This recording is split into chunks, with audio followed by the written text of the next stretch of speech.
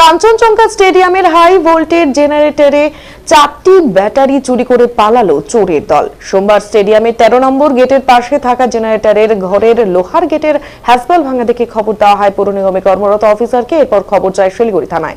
থানা থেকে পুলিশ এসে ইতিমধ্যে তদন্ত শুরু করে। সূত্র মারফত জানা যায়, একটি ব্যাটারির পাওয়ার আনুমানিক 180 এম্পিয়ার। যতটুকু সূত্র মারফত জানা যায়, একটি ব্যাটারি 20,000 টাকা করে, মোট 80,000 টাকা দাম হবে 4টি ব্যাটারির। ইতিমধ্যেই শিলিগুড়ি থানার পুলিশ তদন্ত শুরু করেছে।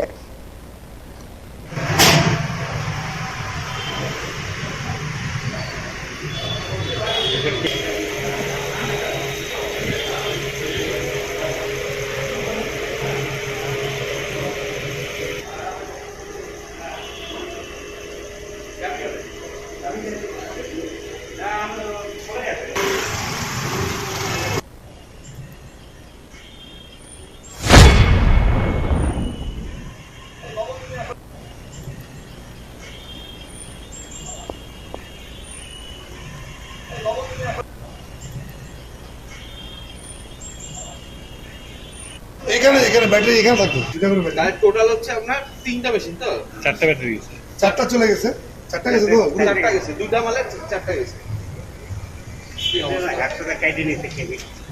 কেবলটা কাটছে। লাট মোটর সিস্টেম শুরু তো বুঝতে পারে নাই। এইটা কাটে নিয়েছে, এই বিষয়ে কি এবারে কেটে নিয়েছে।